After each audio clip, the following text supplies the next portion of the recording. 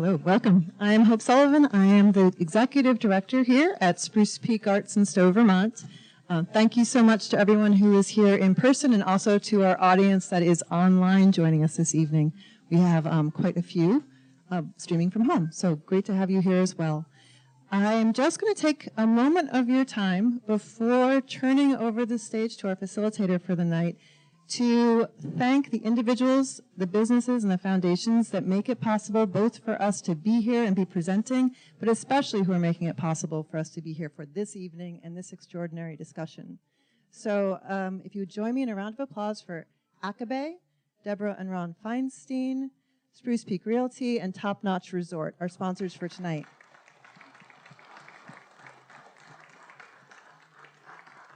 And I would also like to recognize the businesses and individuals who are our season sponsors. There are some inside the program insert, but we actually have an updated list, so I'm just going to pull it out so I don't get anybody. Can't do that. So The Alchemist, Bourne's Energy, Tom and Joy Cronin, Edward Jones, Front Porch Forum, the Merson family, Neil Stemple and family, PC Construction, the Steyer Stark Family Foundation, and Stowe Mountain Rentals are our season sponsors for this year to come. So a round of applause for them as well for helping us to come back and come back stronger. So now, two quick pieces of business before I introduce our moderator. Emergency exits are both the green lit doors that you've seen and where you entered, but also diagonally behind you. Which you can't see because it's on stage, but in the event of an emergency, they are there. If you could take a moment to make sure that your cell phone is on silent, that would be greatly appreciated. And now I would like to introduce our moderator. Lieutenant Governor Molly Gray is our 82nd Lieutenant Governor in Vermont and only the 4th woman to hold the position. And she has a human rights legal background, which makes her absolutely the perfect person with both the perspective of her current position and what she did prior to being here to moderate this discussion. So without further ado, I will turn it over to her and our guests for the evening. Thank you.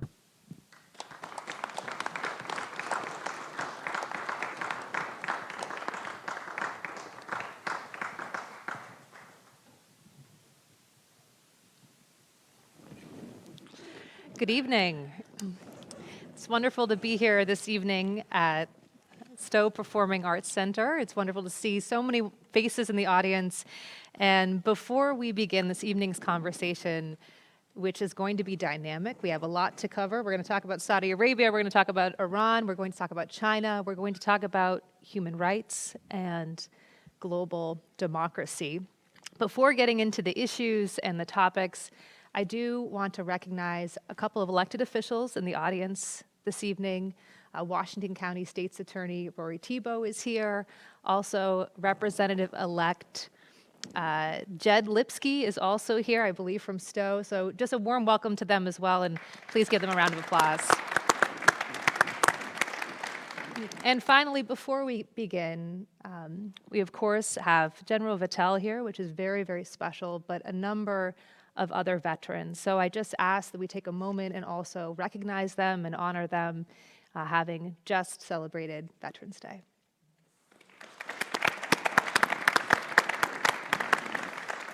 Okay, so this evening's conversation, the business of freedom, how markets can support democracy and counter authoritarianism, an intimate discussion with General Joseph Votel and Michael Abramowitz, on the economic consequences of global democratic decline and how the business community can push back against authoritarianism, support human rights, and help build a more secure and prosperous world. I do believe you have full bios for our distinguished guests, but let me give you some of the highlights. Michael Abramowitz is president of Freedom House. Before joining Freedom House in February of 2017, he was director of the U.S. Holocaust Memorial Museum's Levine Institute for Holocaust Education. He led the museum's genocide prevention efforts and later oversaw its public education programs. He was previously national editor and then White House correspondent for the Washington Post. He's a member of the Council on Foreign Relations and a former fellow at the German Marshall Fund and Hoover Institution. He's a graduate of Harvard College, and he's also on the board of the National Security Archive. Welcome. Thank you. General Joseph Votel, Joe. That's okay, right? right, Okay. Molly. I'll call you General, but General Joe Votel is a retired U.S. Army 4-star officer and most recently the commander of the U.S. Central Command, responsible for U.S. and coalition military operations in the Middle East, Levant, and Central and South Asia. During his 39 years in the military, and I also want to recognize his wife, Michelle, is here as well this evening. Welcome, Michelle. It's 39 years for Michelle as well. During his 39 years in the military, he commanded special operations and conventional military forces at every level.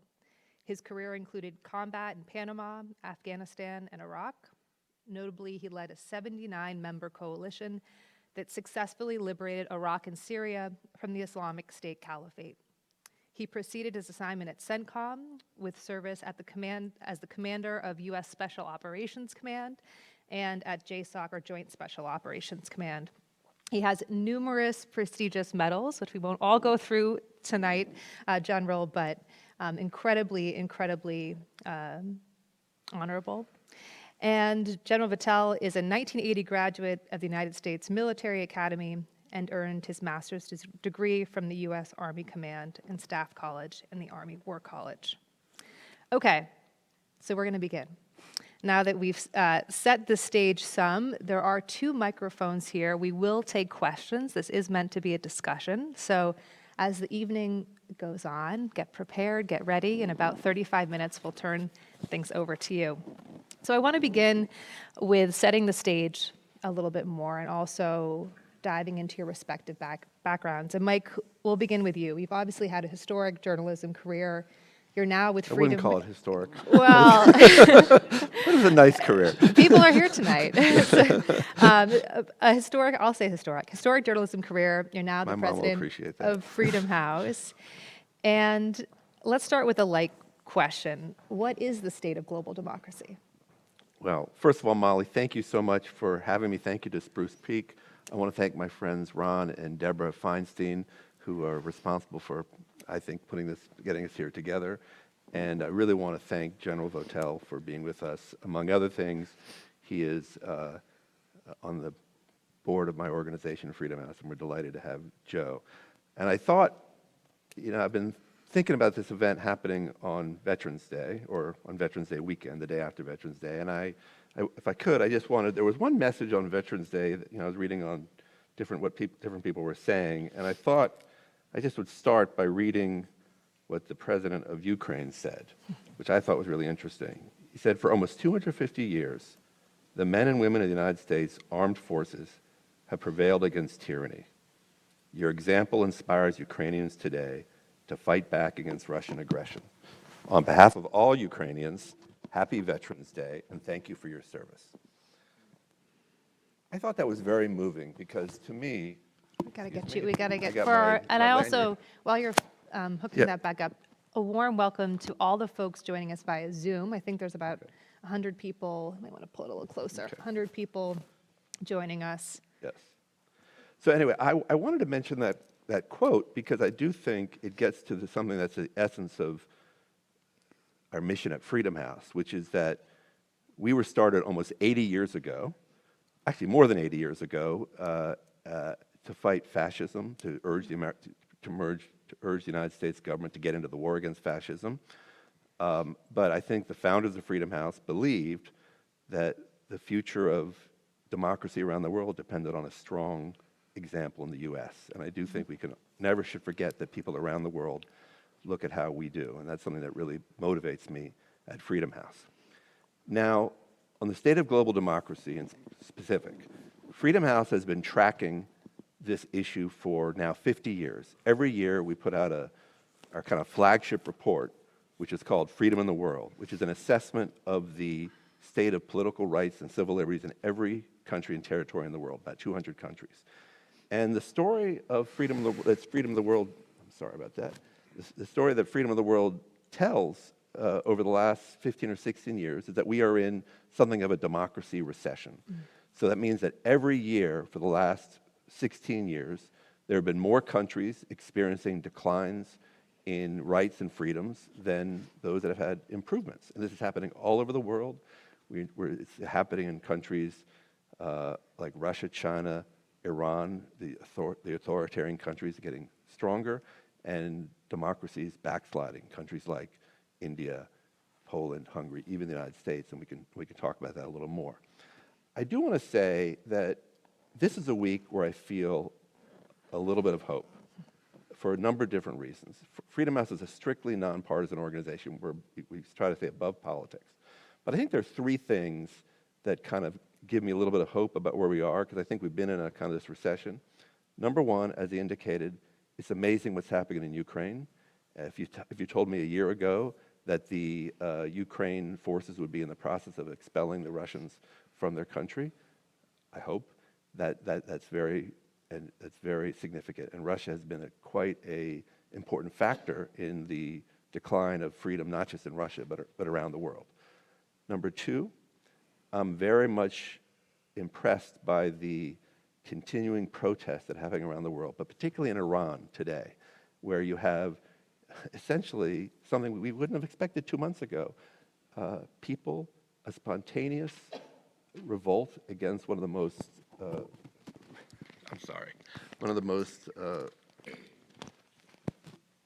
repressive regimes in the world on behalf of half the population which don't have their rights.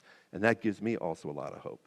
And then I also think what happened in the United States this week also gives me hope, not from a partisan perspective, but the fact that people who advocated essentially anti-democratic points of view, for instance, the idea that the election was stolen in 2020, I think that kind of point of view was punished. And I think we're going to get back to a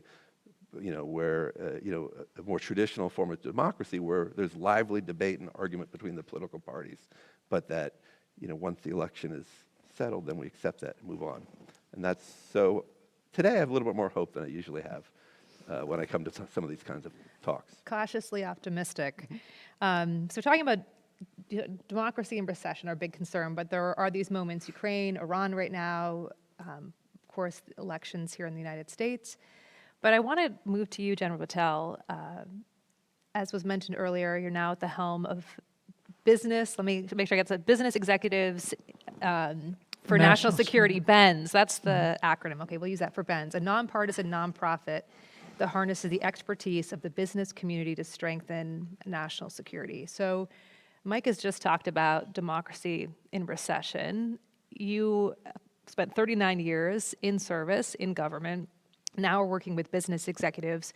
I'm curious what you've learned from that. And then with democracy receding potentially, do we see the role of businesses becoming more important? Yeah, thanks. Thanks, Molly and Mike, and it's great to be here with all of you. This is actually my first visit to Vermont, so I'm very, very excited. I'm glad to be here.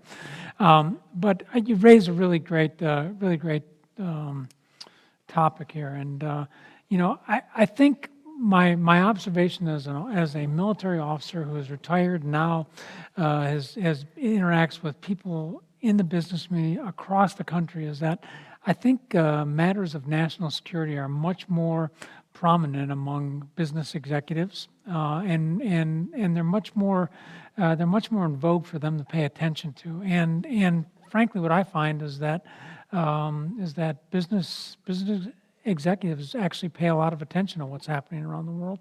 I think for the reasons that we can all expect, that the impact on their own businesses, on the markets in which they operate, and of course, the impact on the variety of shareholders that they represent with their organization. So I think my observation is that they're much more engaged in this than I might have given them credit for when I was in uniform.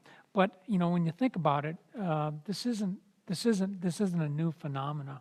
If you look back to the end of World War II time frame, and you look at the Marshall Plan, for example, where after the completion of our war fighting against the Empire of Japan and against Germany and the Axis there, when we actually had to rebuild the countries of our adversaries, That was not done by the military. It wasn't done by the diplomatic corps. But both of those institutions were extraordinarily important in setting the scene. It was actually the business community that stepped forward and did that.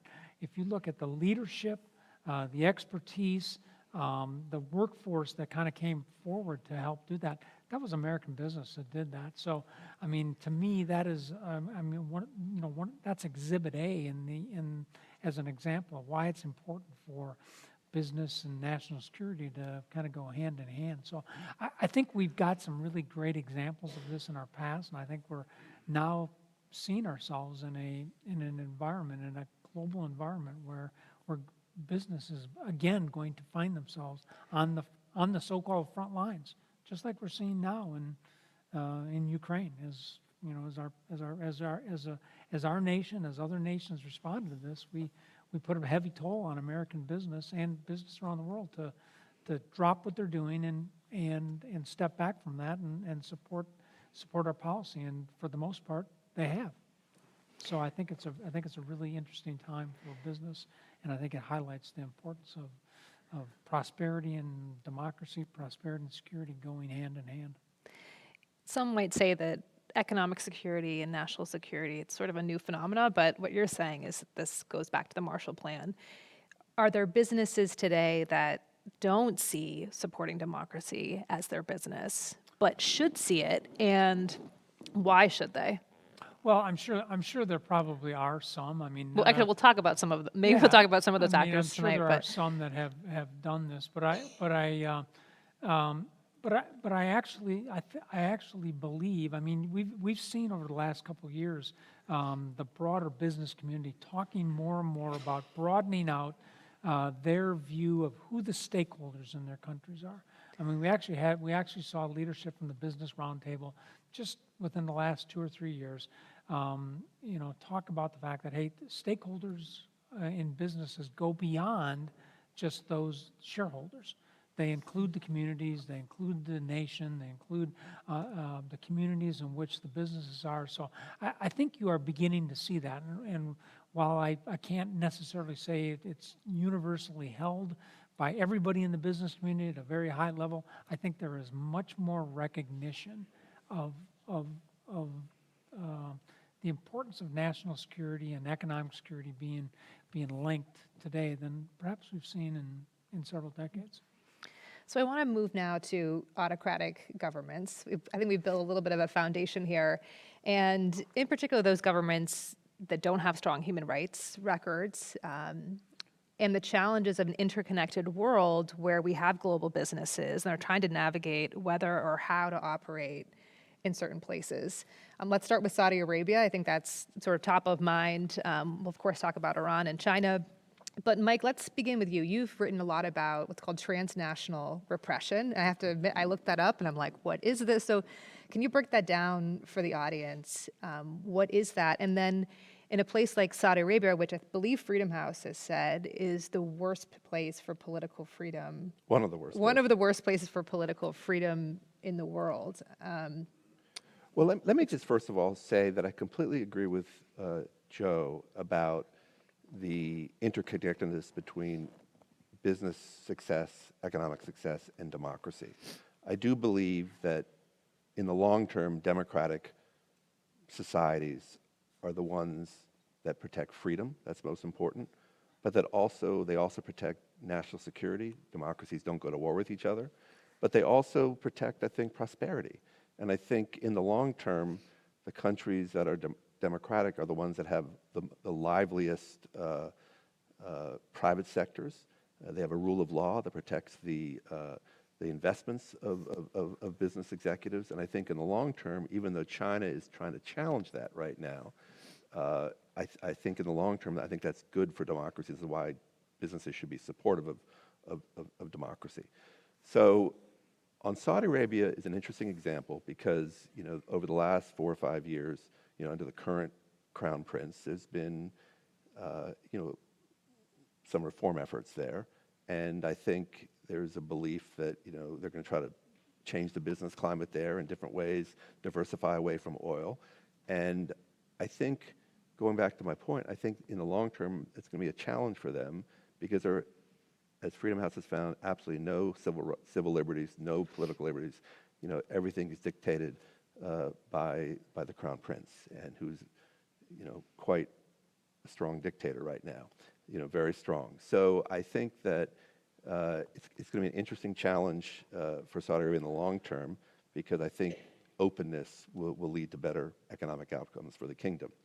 Specifically on the question about transnational repression. So this is a word that actually was popularized by Freedom House. This is, one of our core issues that we look at Freedom House is the practices of authoritarian countries, China, Russia, Saudi Arabia, Iran, countries like that.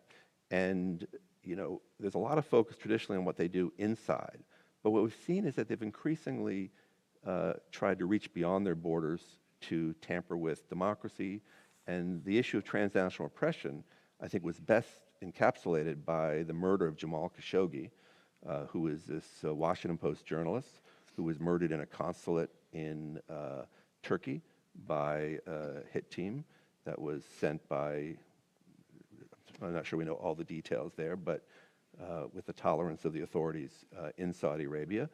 And what we found at Freedom House, that this practice of authoritarian countries like China, like Russia, like Iran, going beyond their borders to try to target their critics is become a widespread practice. We found more than 800 different cases of this practice in our study that we did.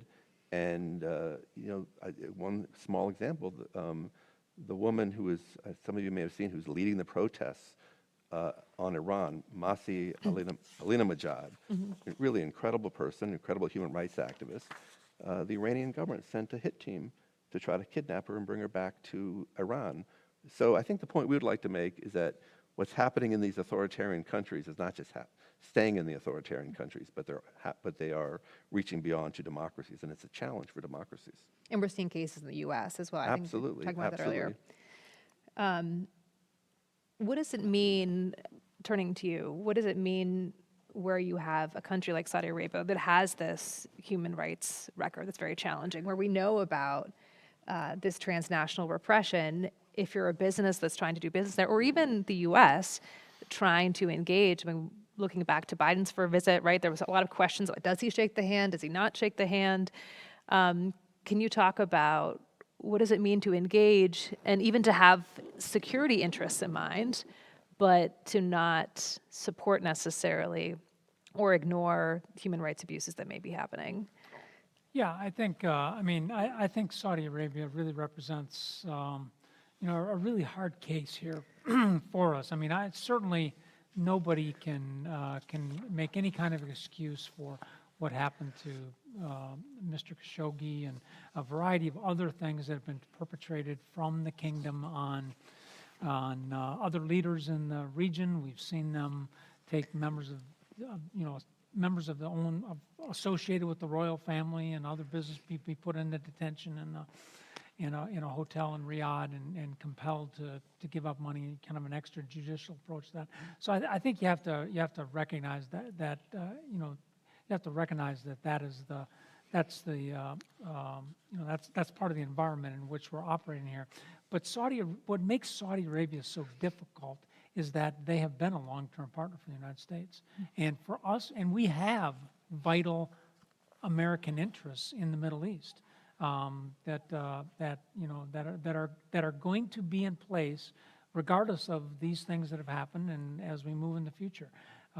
This is an area where 40 to 50% of the global commerce of the world moves through the waterways every day. This is a place where many of our allies depend upon their oil and gas from the region to fuel their own economies. And while we may not be as dependent upon it, our people that are important to us are. So it means that we have to really have I think a really well thought out, multi-layered approach to Saudi Arabia, where we can protect our long-term interests, but also have a mechanism that allows us to address these type of problems. And I think what we've seen is that we've not had a mature process like that over the last couple of years. I mean, we've seen two different administrations approach this, neither successfully, by the way. in terms of how we've tried to address the behavior of the Crown Prince. So, I mean, I think it really wraps up a hard case here. But what I think it means is for businesses is it means to proceed with caution. And that you do have to exercise a level of caution in terms of the people that you're talking with and doing business with, and understanding exactly what the linkages are. I don't think American businesses want to have the so-called blood on their fingers and hands associated with this, and so I think they will be cautious as we move forward. I think I know we're going to talk about China. I think what you're seeing is a general trend away from China now with American businesses. Certainly, there's a lot of business market activity in the Middle East that is centralized around Saudi Arabia, so we're going to have to deal with that. But I do think it means that American businesses will need to be more cautious. I'm going to go off script for a moment and ask you a follow-up.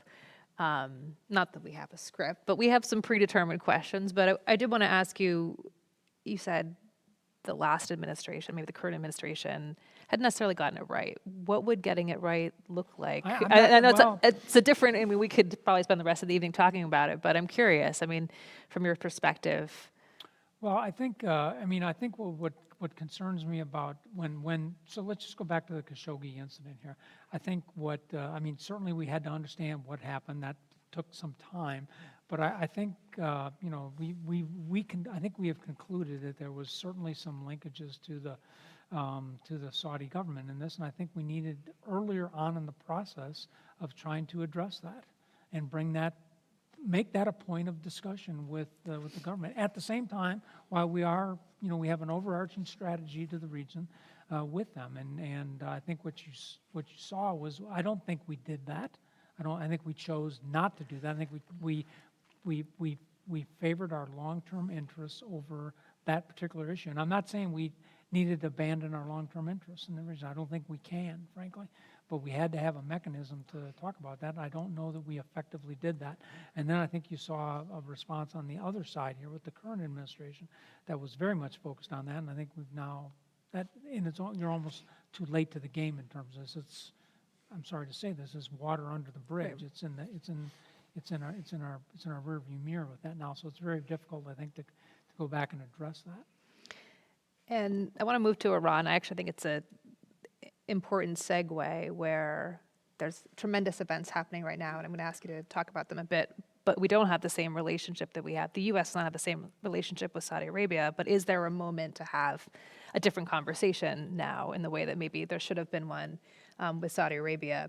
So as it stands with Iran, there's no renewed effort at JCPOA or a new nuclear deal. I think Thursday, Iran reported that they have a hypersonic missile.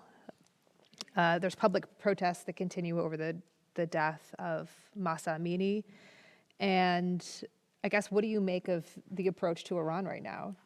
Set it out. Well, first of all, I would just like to acknowledge that with both a country like Saudi Arabia and Iran, there are no simple answers to this. I mean, at a place like Freedom House, we are strong advocates for freedom, for political rights, for civil liberties. We're going to stand up for that. But we recognize that a government like the United States is balancing different interests. I will say that I think sometimes, I'm not singling out this particular administration, but I think what we get concerned about is sometimes we don't always recognize the kind of leverage we have with some of these governments. We give enormous security guarantees to Saudi Arabia, lots of weapons going there, and I think we have maybe more leverage than perhaps we take advantage of. I also think that from what I can see, the Crown Prince has been very hostile to the current administration, and I think the president tried to, against some advice, recalibrate that relationship, and then a month or so later, they cut oil production right before the election, and that was, I think, very much seen within the administration as very hostile action. So I think actually the administration is also reconsidering their policy towards, and they've said that, towards Saudi Arabia. But I think Iran, is a very both exciting but also sobering time, because, the supreme leader who's been there since the Ayatollah Khomeini died, so 20, 25 years, he's ruthless. And I do not see him, giving up power very easily. I think there's going to be much more violence against protesters, against people who support him. But I think, at a certain point, I think the regime has lost legitimacy. And I think, they can hold on to this raw power. But I think they're not going to have the people of Iran behind them. And so I don't know where this is going to go. But, the thing that's kind of interesting about following democracy and autocracy is that sometimes things happen that you don't really expect to happen.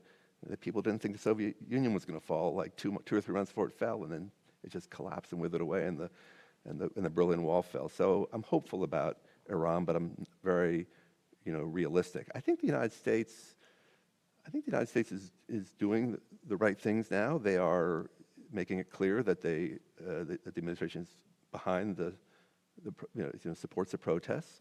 One interesting issue that we track very closely at Freedom House too is access to the internet. They're trying to make sure that people inside Iran continue to have access to information about what's going on. I think that's very important. I suspect that there's probably a reevaluation of whether it makes sense to stay within to try to get the nuclear deal. By the way, Iran has been very hostile to getting back in the nuclear deal. It's been making very unreasonable demands.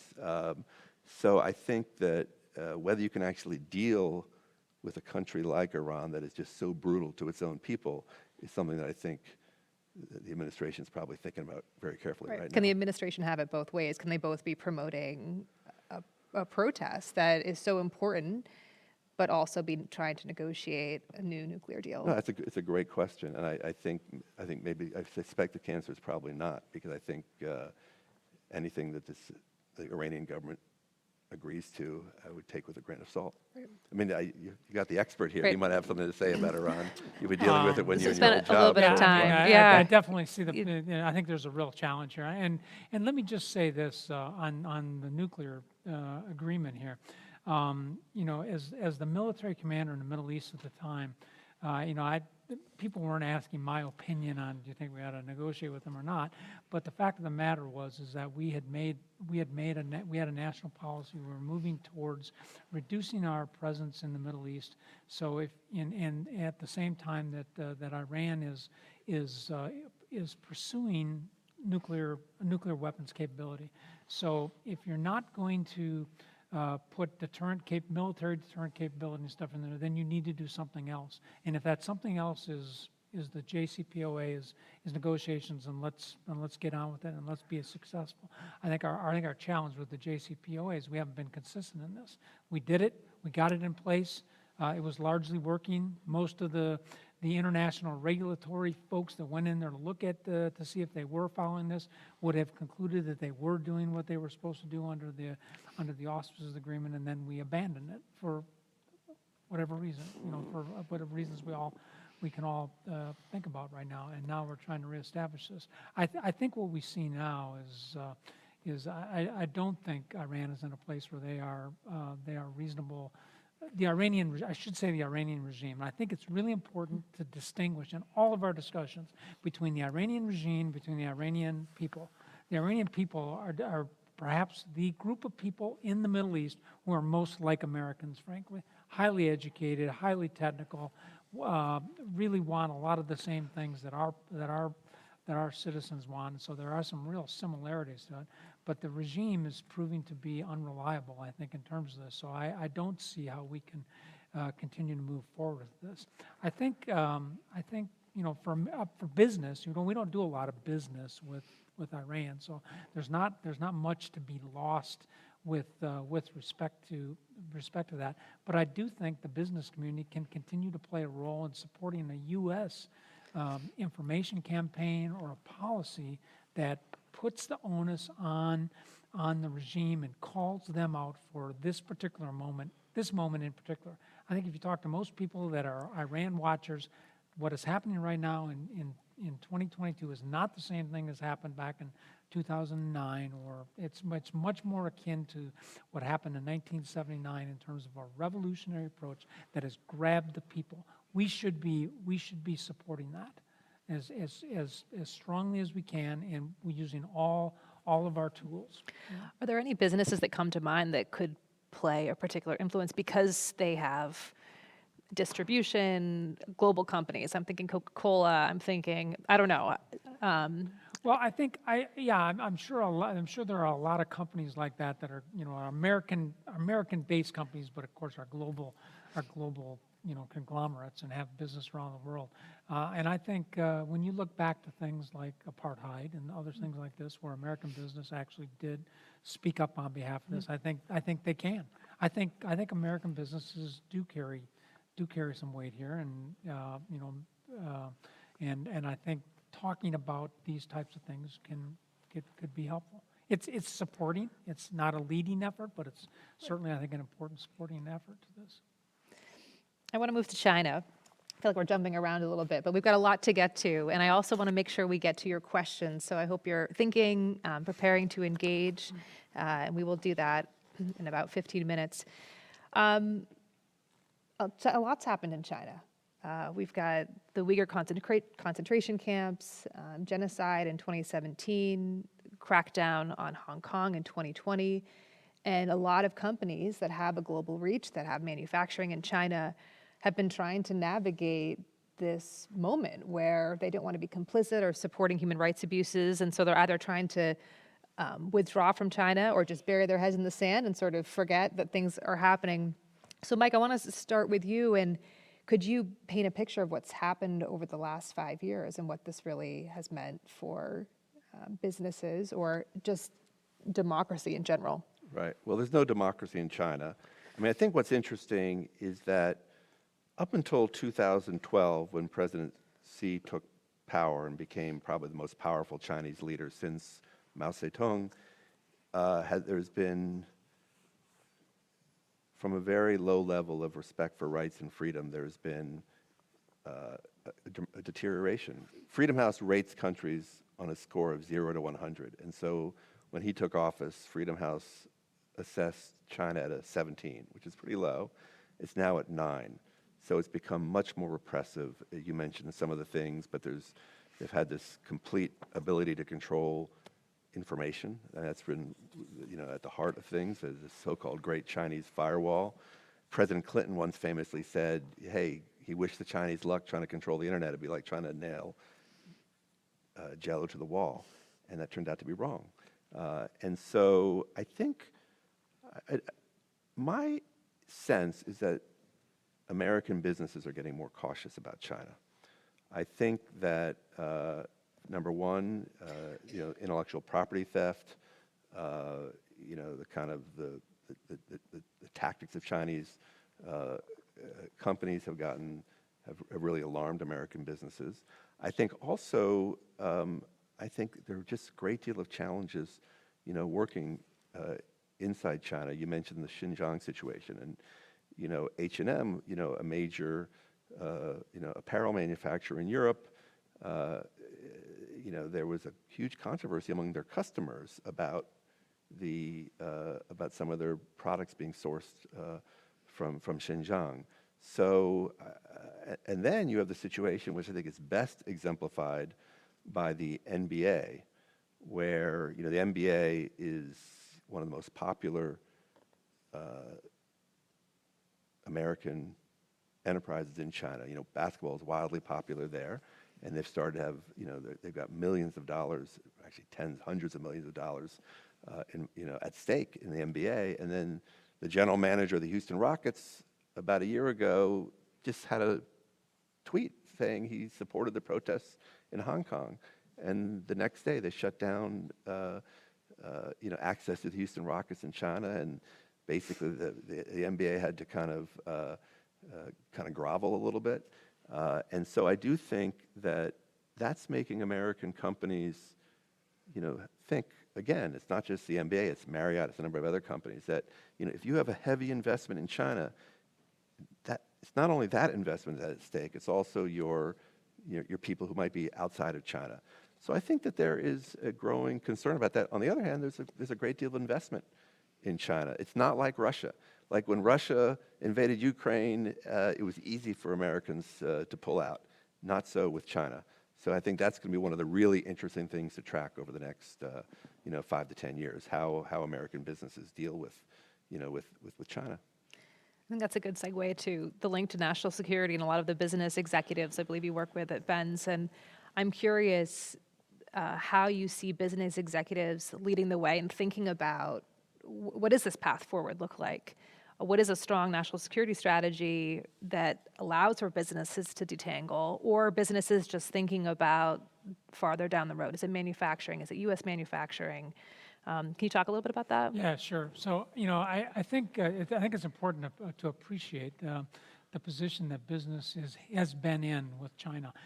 For a long period of time, literally for decades, our policy, our strategy towards China had been kind of one to embrace them. That if we brought them into the modern world, if we brought business to them, they would see the benefits of a capitalist approach, and this would be good. It would bring them closer to us, and it would reduce what we might perceive as a long-term threat to them. And of course, that all changed. That may have never been the case, but it certainly changed when Mr. Xi came into office as the president of China, because that is definitely not his view, and he's put them on a path where it is their goal to replace the United States and the Western powers and the rules and norms that have largely guided international activity, financially, security-wise, everything, diplomatically now for 70 or 80 years, and to basically rewrite the order and have a world that is now dominated by a Chinese point of view. That's what we've come. That's where we've come over the last number of years here in terms of that.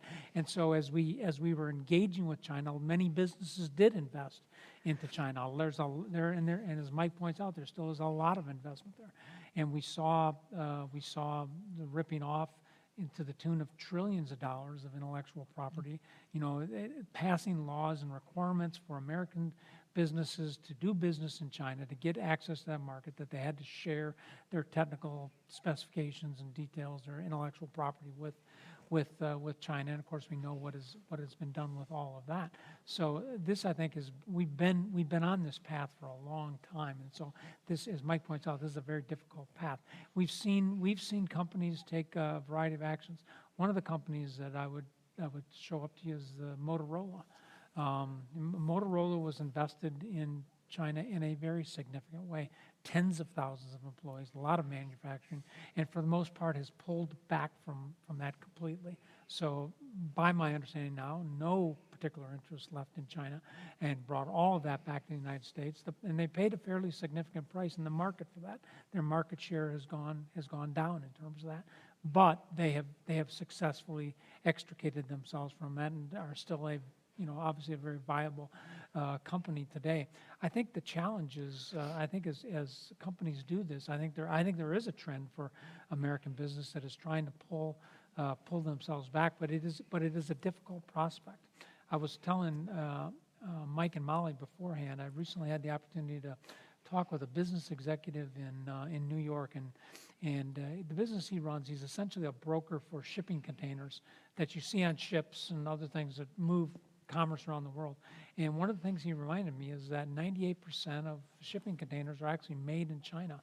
We have no current capacity in this country to do this right now. So the other part of the problem here is that we don't have an immediate replacement. We can't say, we can't do what we did in Ukraine. Shut that off. Come on back home. Because we are dependent upon them. And it isn't just for things like manufacturing, it's for things like precious metals and other resources and materials that China has amalgamated under their own control for a long period of time. And look at Semiconductors. Semiconductors, look at batteries, look at a variety of different things where we are absolutely dependent upon them.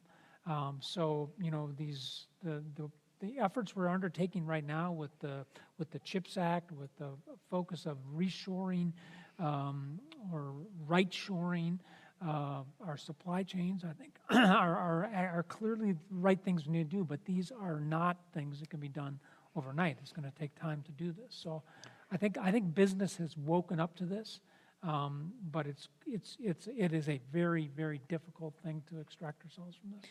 What do you think the biggest obstacle is to making that shift? I mean, how did Motorola do it successfully? And as you said, that it came with some decline and some challenges, but Well, I think. is it workforce? Is it training? Is it state investment in industry? Well, yeah, I mean, yes. I think it's all of this. It's production capacity in our own United States. I'm a military officer here, so, at one time we had in excess of, somewhere between 20 and 25 shipyards that built ships in the United States for the United States Navy. Today we have 4. The average age is 100 years old of those. So we have not made the investments in our own infrastructure here to keep this here. Labor, we have largely outsourced a lot of our manufacturing to China and other countries here because of the cost of labor, and while we've gotten goods perhaps cheaper, what the cost we paid for this is our own workforce here in the United States of people that can actually build things and do them fast and do them to a high standard here. So we've got to look at how we regenerate these things. And to me, that's the biggest obstacle. Is all these things everything that's associated with bringing these businesses back here. It's labor, it's manufacturing, it's resources. As we learned through the pandemic here, we're extraordinarily dependent upon them for everything, to include I think the folks in the audience would nod in agreement that we understand a workforce shortage here in Vermont. Yeah. I think so. I do want to move. We've talked about three pretty interesting situations. I want to bring in a fourth, which is tech. And we've talked about authoritarian governments being a challenge to global democracy. We haven't necessarily talked about businesses, for better or for worse, that may be well-intended. I'm talking about Twitter, Facebook, TikTok, that may have now be at times harmful to democracy. And I'm wondering if you could talk about that, Mike. Where did we start with internet freedom and the greatest hopes, and where are we today? Well, I certainly think that the situation now with tech is probably far from what people may have imagined 10 to 15 years ago. I think in the context of freedom, the kind of iconic situation was the overthrow of the Egyptian President Mubarak in 2011 or 12. And, that was seen as like the quote-unquote Facebook revolution, and Facebook was this great mobilizing tool, and it was going to suddenly bring down dictators. And, of course, that really didn't happen. And what we've tracked at Freedom House over the last 10 years or so is basically a steady growth of kind of authoritarian control of the internet, and it's through the spread of disinformation. It's the export of from China, and we've got the export of technology to other countries, the export of tools for controlling the internet. And so I think what had once been seen as kind of like this liberating technology is now something that is really under the thumb of in many countries authoritarian-minded governments. Certainly China, the Great Firewall.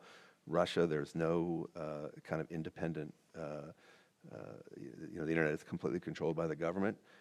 Iran.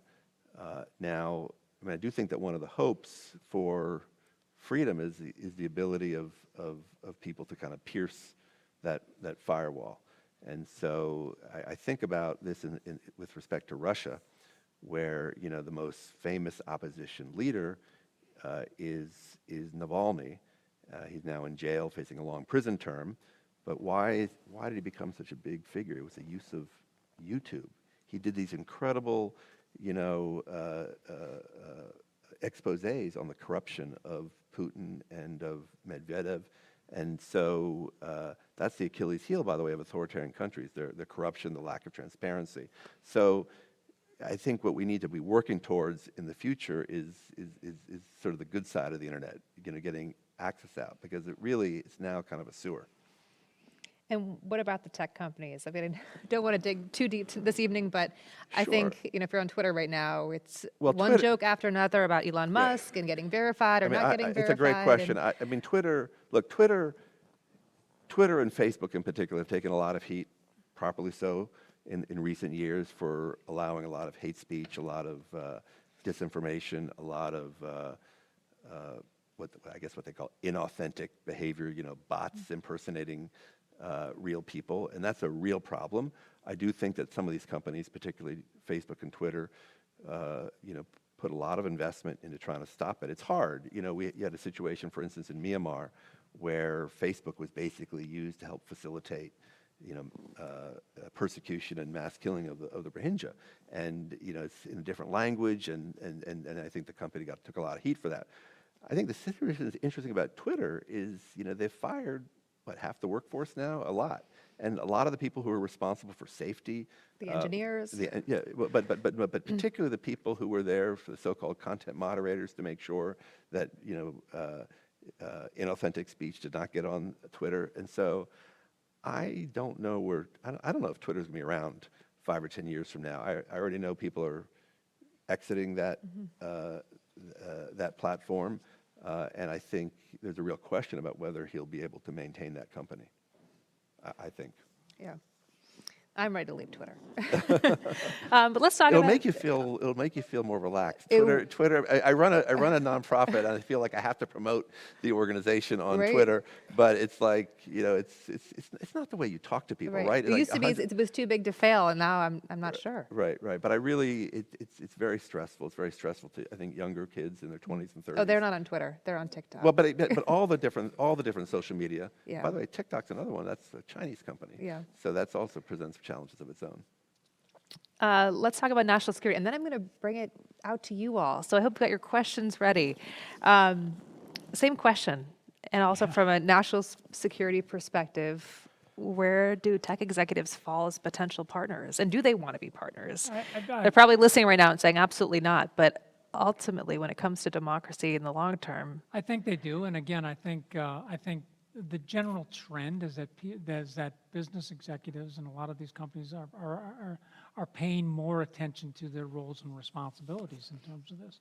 I mean, we've seen an increase in companies focusing on ESG-related topics over the last. That's a very big aspect of governance in a lot of companies. You can't go to a board meeting and not talk about something related to that. So I think there is a general trend in that. But I think part of the challenge in this is that technology is moving so quickly that it is very, very difficult to get your arms around this. I mean, Mike talked about social media. I would give you another angle to this: is that just the accumulation of data out here is extraordinary. And how do we collect it? How do we use it? How do we protect it? Is a real challenge. And this is business. Business does need the assistance of government in this. And so, we've got two parties that are equally concerned about this, neither of which knows exactly how to address this. And then we've got this explosion of technology out there, whether it's artificial intelligence, machine learning that we're all subject to and tells us what to buy. But again, we think we're independent, though. Well, we're making independent decisions, but it's heavily influenced by things we're seeing. But you look at how artificial intelligence can be used for more nefarious purposes. I mean, we've seen now the increasing use of autonomous systems, which I think poses a very significant issue of this. And we were talking about this back in the early 2000s as we, as a military guy, and our own increases of drone technology for our national security purposes. That was fine as long as we were the ones that were controlling that. But now it has proliferated to an extraordinary amount here where everybody can get their hands on this. So this, I think, makes the challenge of moving forward in this very, very difficult. And I think what it really points out is that government and the private sector have to be partners in this, and we have to work together. There has to be an overarching strategy for how we're addressing this. There has to be constant communication back and forth between these two critical sectors on this, and we've got to make sure that as we do this, we are supporting our values long term. I don't think American businesses are pushing back on values. I think they're truly trying to figure out how to do this, as I think our own government is trying to figure out. If I may say one thing, Certainly. I think Joe mentioned ESG, which I think is obviously a big trend right now. Can you, just for our audience, Okay. just briefly, just a couple It's- words on ESG? It's basically a greater attention from the business community to environmental sustainability and governance issues. I think the issue, so you see that with companies making sure that, their investments, are protective of the environment, for instance, or, supportive of global warming. I think the thing that's interesting is that ESG has not traditionally included what we kind of work on at Freedom House, which is democracy, human rights. I think traditionally business has shied away from that. I think for kind of understandable reasons, because I think they don't want to get politicized. I think you saw that, for instance, in response to the Georgia situation here in America, when Georgia passed laws that inhibiting, the ability to vote. At least that was a claim that was made, and some major American businesses, spoke up about that, and they got tremendous blowback from certain politicians about that, and kind of backed off. So I think the general point that I would like to make is I think that it's in the long-term interest of business to be supportive of democracy. I do think that transparency, rule of law, these are cornerstone features of democracy, and that really protects business. So I just think that while it might take a short-term political hit, in the long term, that's really important. Do you think that, well, I'm asking you a question I have a feeling about and believe you have an answer to. And we saw, I think it was a legendary Senate hearing where senators were trying to ask tech executives about their platforms on Facebook and Twitter, and frankly didn't even know what questions to ask. And here we have tech executives navigating this world that's largely unregulated. Business is navigating AI on their own, and policymakers not always knowing even where to begin and having a conversation around regulation. So, well, I actually think the situation with tech is a little bit about a function of the kind of gridlock in America and the inability to pass legislation. I think if you ask Mark Zuckerberg, he would rather the U.S. Congress stay out of it? No. I think he would rather the U.S. Congress set rules for how people use the internet. I don't think he feels comfortable, having Facebook do that. Right. In Europe, they have major legislation that is actually more influential than us, because the two parties can't work together to kind of come up with like a sensible regulation of the internet. But I think the companies want that. The future of Congress is probably the next roundtable armchair conversation we'll have. I want to move to the audience, all of you here. We want to hear from you. We've got about 25 more minutes. I do have more questions, but we'd love to bring you into the conversation. I think we have 2 mics that can move around. So raise your hand, join us, ask a question. We've got a question in the back. If you want to say name and affiliation, feel welcome. If you, please. I'm Diana Brown. I am actually on the board here at Spruce. One of the things that I would like to ask you guys about is the existential threat of climate change, and most particularly the threat of climate refugees to democracy, and how that's going to impact us over the coming decades. That was actually our next question. We want to talk about climate. So, General, why don't we start with you? Yeah, I mean, I think there's definitely is a concern here, and I think you've heard various people in the Department of Defense talk about this, not just in this administration, but actually over a long period of time. And I think the area that I'm most familiar with from my experience is the Middle East and Levant and Central and South Asia. And I think you see multiple examples in countries like Yemen or Somalia. To some extent in Syria, you see in Egypt and Ethiopia and Sudan, issues related to water resources and extended drought conditions that are playing out in these areas. And I do think it is a contributing factor to the large refugee movements that you are beginning to see across this area. So I think this is. I don't dispute the issue at all. I think how we begin to address it, I think, is again back to some of these topics we've been talking about. I mean, this is an immense challenge here, in terms of how we begin to roll some of this back. And I think if you look at the debate in our own country over whether we have climate change or whether we don't, and then you extend this to other countries that don't have the institutional background and strength that the United States has, and you begin to see why these things begin to take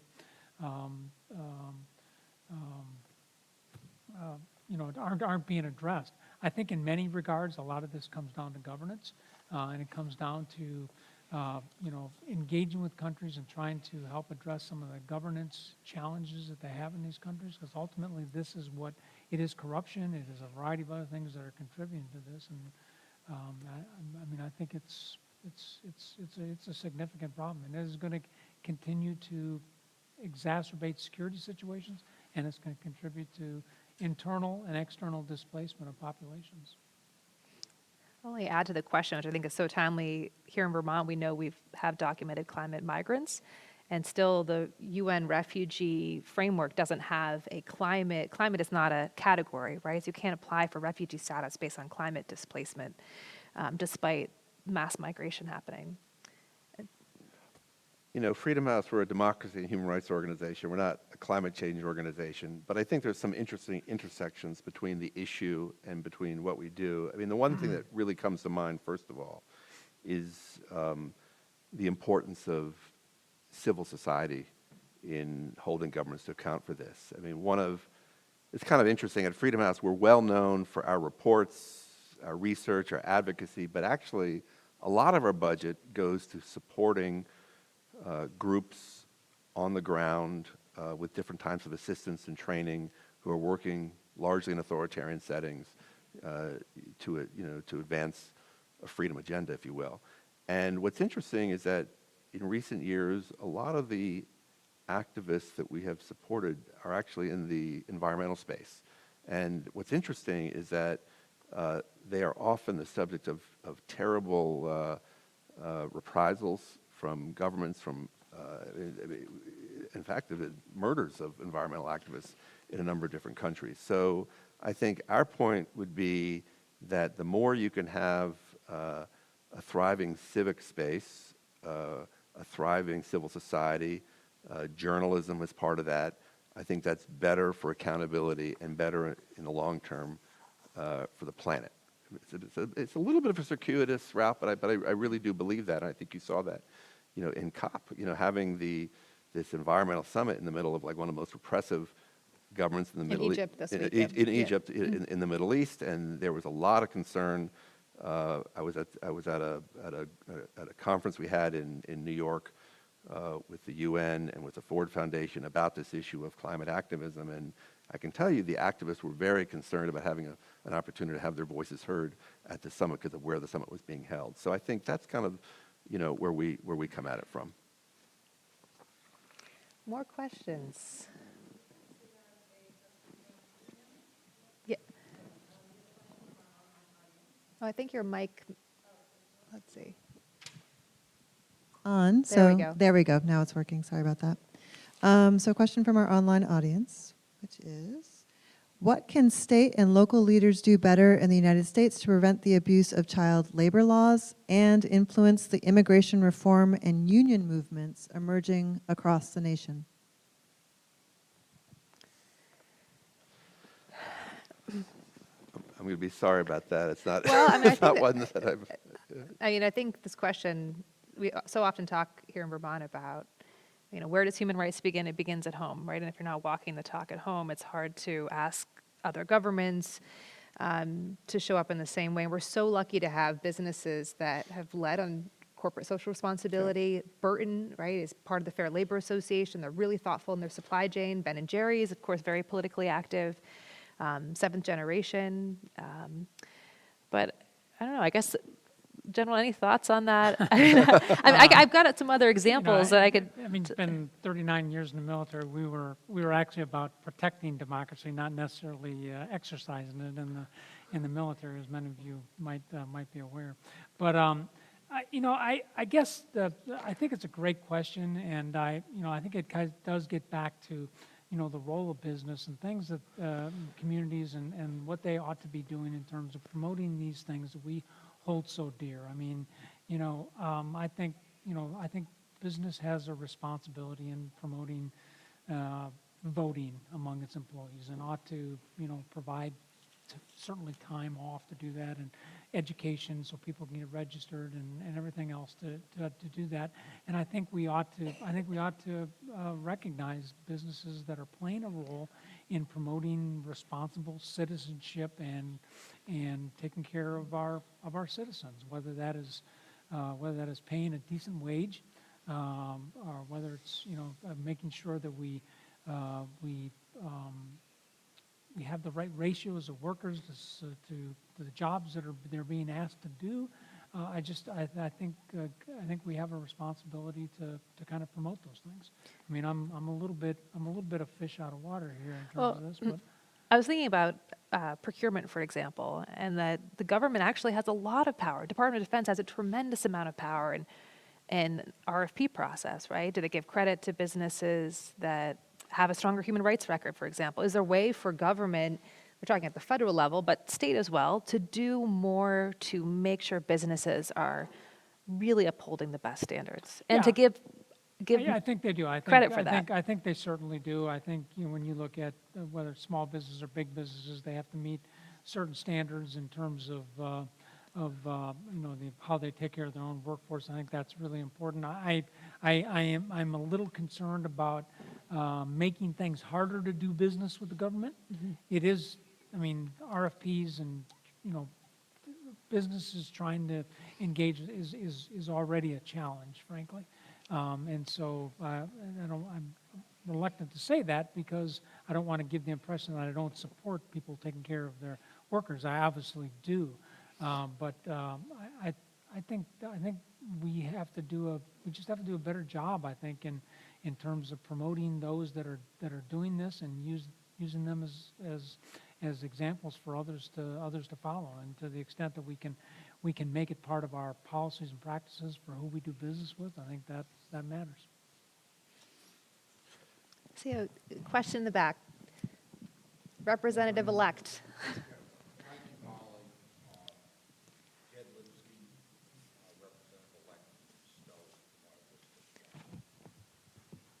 Actually, Representative, we want to make sure we mic you up here, just for our folks online. Sorry about that.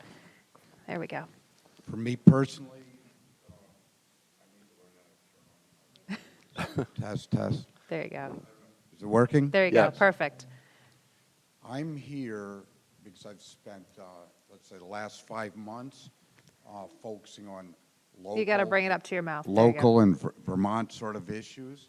But when Ron told me about this discussion, it really spoke to what my life's been revolving around for the last 50 years.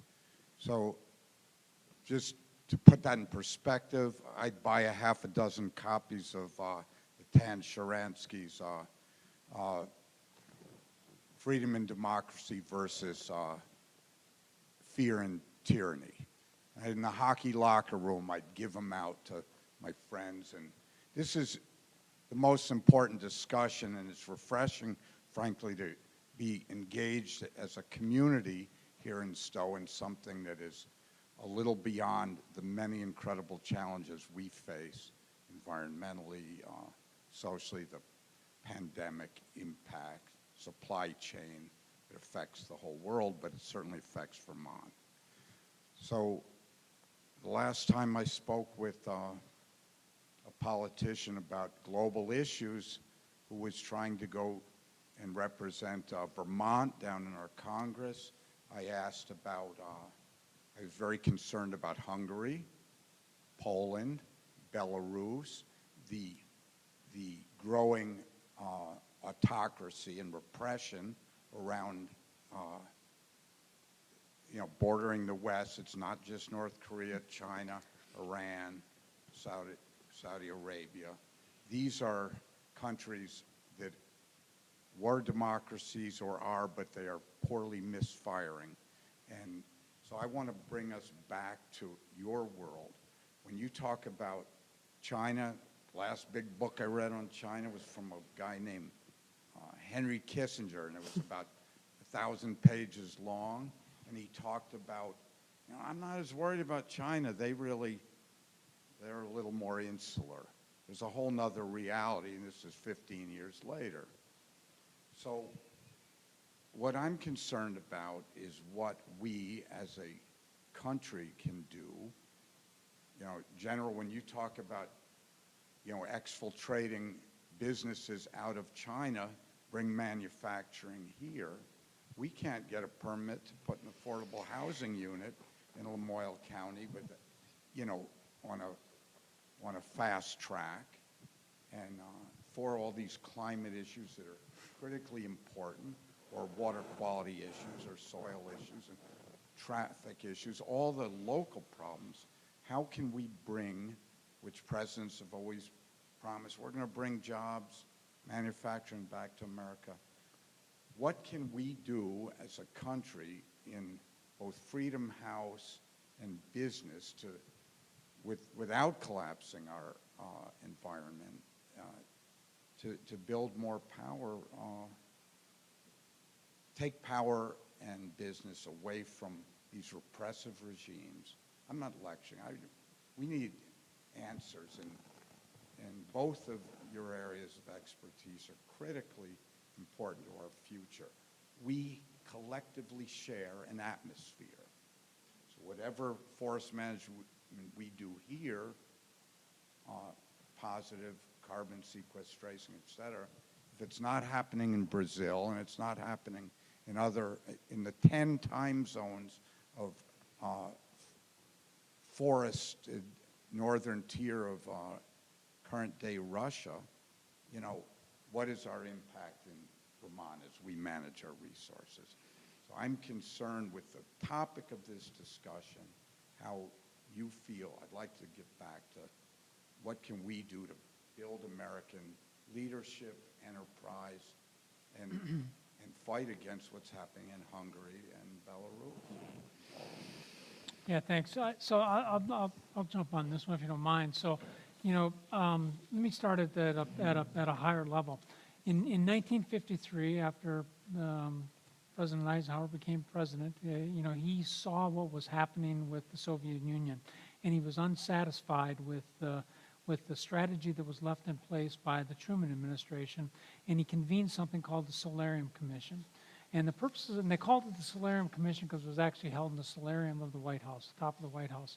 And what he did is he brought together leaders from across government, from across the private sector, and from civil society to basically design a strategy that our country could embrace and exercise to help us prevail against the Soviet Union.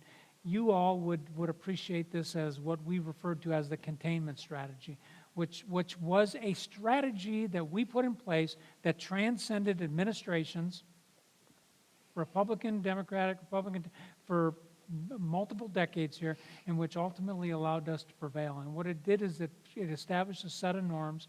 It established a variety of foreign policy approaches, and it led to the development of military capabilities. It was supported by an information component through the United States Information Agency that addressed all the communications around this, and it was a fairly well crafted strategy that helped us prevail in this.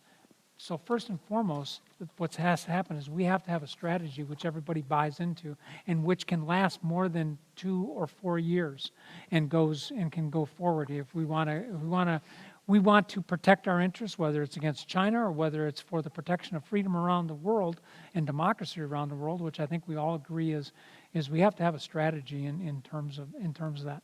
I think the second thing is what we have to do is we have to engage with people. One of the issues for me in the Middle East as our commander there is that while we've talked about Saudi Arabia and some of the other countries there, Egypt and others, that we've got real problems with that, but underneath that, we are engaging with them militarily. And we have extraordinarily good relationships with them. And this is something we need to be careful about not throwing away.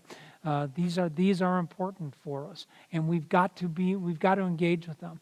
One of the most important things our Congress can do, our Senate can do, is confirm ambassadors to countries overseas. This is a real problem. When I left CENTCOM, and now you got me going here. But when I left CENTCOM, 19 countries in that area, and only 7 of them did we have a confirmed ambassador. That is a major problem. And I don't say that because I'm being critical of our chargés and our other diplomats that are out there representing us. They are wonderful Americans doing their great job, but they do not carry the weight of an American ambassador in a foreign capital, whether that's in Budapest or Warsaw or Cairo. And this is a problem, and so we have got to get past this level of polarity that is significantly impacting us.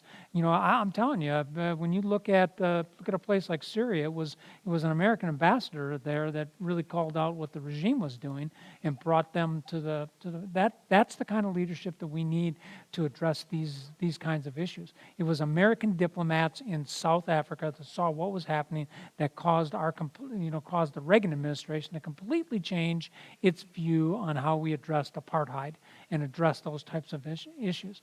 So, you know, I think this starts with a good national strategy that can transcend administrations, and that includes public, private, civil sector all involved in it. It involves making sure we do all the right things to make sure that we're engaged with people, even the people that need the most engagement, the countries we have the most problem with. And I think it involves making sure that we communicate these things not only to our people but to other audiences around the world. We don't have a United States Information Agency any longer. We did away with that after the Cold War because we didn't need it. And right now, we need this more than ever. Somebody that can speak on our behalf, that can operate out there in the information environment and tell our story, tell the story of democracy and what it means to people. And I think, you know, these are high-level things, but they're important. And one of the things we can do right here in our communities is look at our own education. I mean, look at the civic education that our own students absorb right now and their understanding of how our democracy works. These are things we need to change right now, and we need to address this. We need to value people pursuing skills in the trades as opposed to everybody going to 4-year colleges as the measure of success in life. I'm Amen. yeah, I think this is a challenge right now. We need welders, we need plumbers, we need pipe fitters, we need all this stuff to do this. And so in this particular area, this is where I think the local and state authorities and groups can really make a difference. Sorry. I'm fired up now. All right. Did you want? I'm going to go to you next, but Mike, did you want to comment on that at all? Yes, I just want to make one point, because what comes to mind, sir, from your question is just something that I've really come to heart since I've been running Freedom House. You know, democracy starts at home. You know, Freedom House looks at 200 different countries around the world, and we try to be supportive of policies to protect human rights and democracy around the world. But I really, truly believe that the most important pro-democracy strategy is to get our own house in order. I really feel that I didn't really realize this when I took over this 6 years ago, but people really, you know, look to the United States. And even though Americans sometimes get cynical about that, and even though there have been great mistakes that have been made in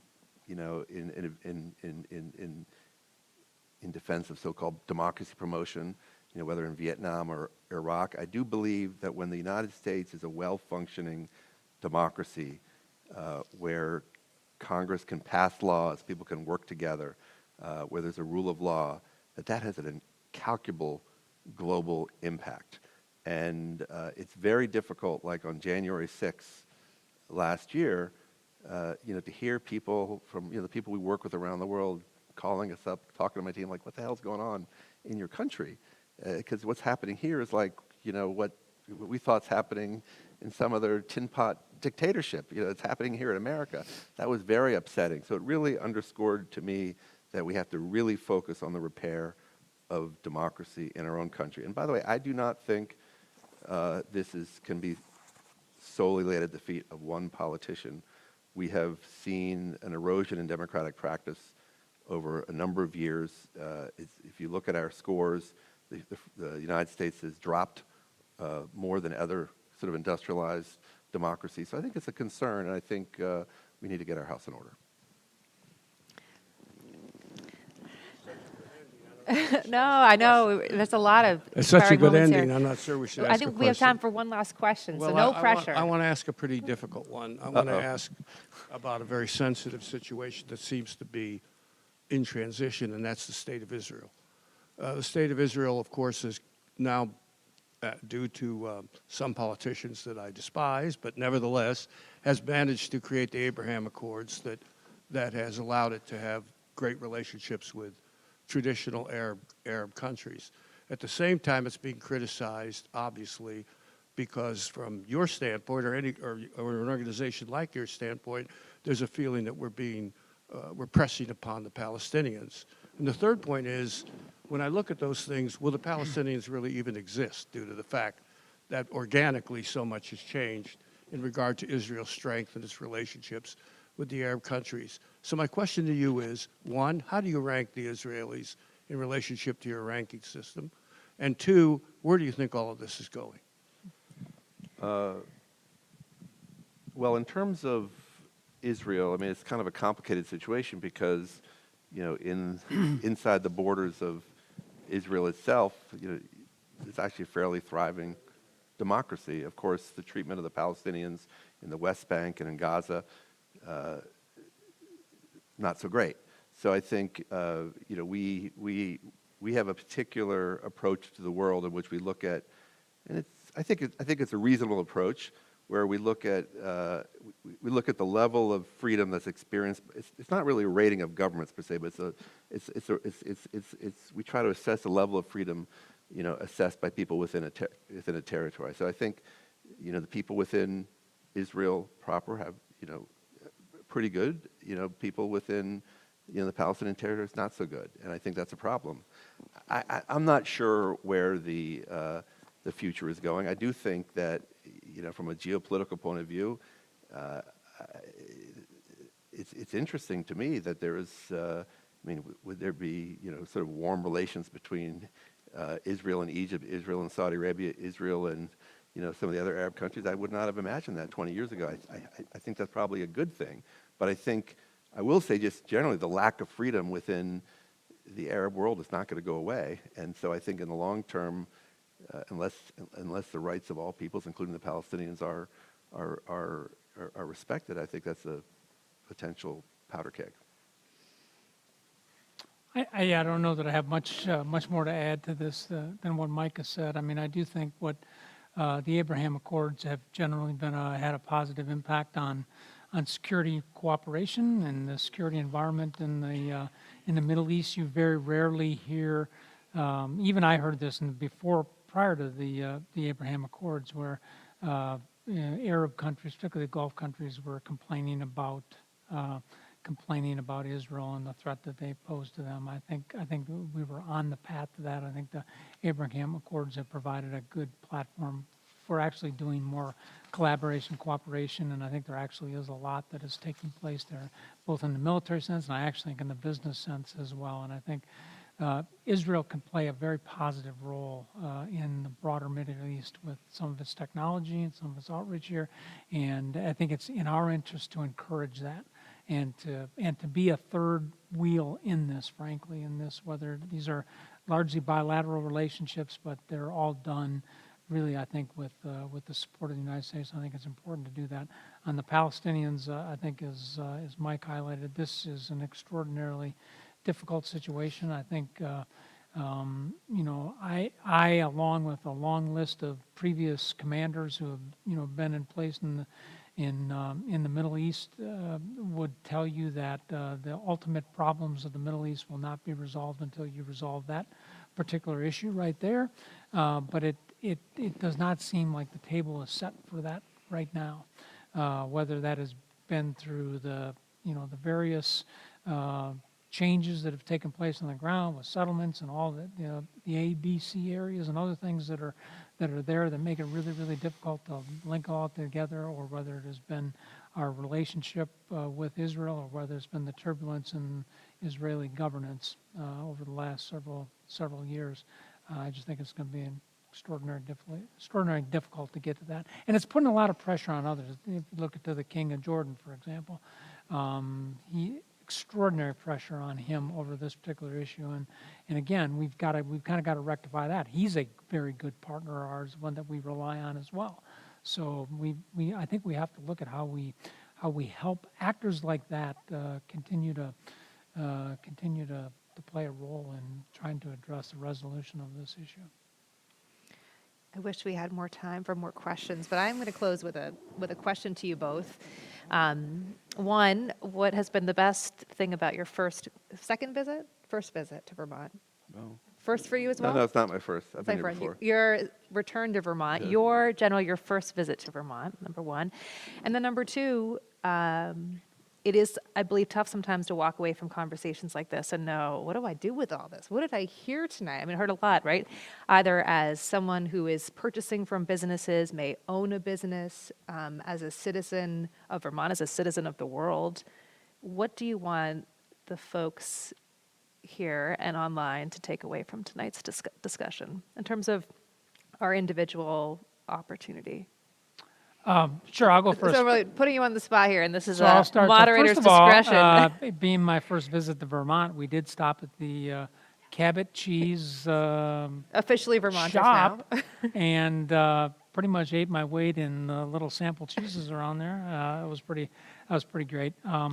No, but I think when you come to Vermont, and I'm a person that lives in Minnesota, so I understand the northern tier, and I understand a little bit about the importance of the great outdoors. Is I think you do see this beautiful state that offers so much, I think, to many here, and I think the message as somebody to visit here is please protect that. It's nice. I'd like my grandchildren to have the opportunity to come here and experience We'd like them that. to move here. Well, I'd actually like them to move to Minnesota, but I think the bigger issue here is on a talk like this is that I think this is these kinds of discussions are important, and you shouldn't get frustrated by the fact that we don't resolve these in the course of a 90-minute discussion. These are incredibly intractable problems that have been created over time, and they will take time to unwind and address. But the important point, I think, is for American citizens is to be involved and to be engaged in the discussion, and to continue to exercise your role in our democracy, whether it is attending things like this, whether it is going to local other events that address issues at the local or higher level, or promoting voting and civic education in our youth and in our own population here. I think the key to this, and I actually think, again, I'm a military guy, but as I look at the election here, I think the big thing that I take away from this was that it really bolsters me is the youth vote. I think you saw youth from across the country vote in higher numbers than they may have in the past, and I think that's a very good thing. We should encourage that, and to me, that is something to build on in terms of being a more engaged citizenry about the direction of our country, and whatever direction you think it is we should be going. All right, so the best thing about being in Vermont was that the rain held off today, so I was able to have a hike. And that was really nice. I was worried that when I woke up this morning, it was just coming down, but it kind of cleared up a little bit, so I was able to get a hike. And if you can't come to Vermont and have a hike in the mountains, Next time we'll have a ski what's the ready point? for you. All right. So I guess what comes to mind, Molly, is I think democracy can be kind of an esoteric topic, and I worry sometimes that people, don't kind of take it for granted, if you will. And I sort of understand, in elections, things that are not democracy often take center stage, right? people care about their paycheck, they care about health care, they care about the immigration system, they care about the economy. I get that. But I do think that the future of democracy is incredibly important.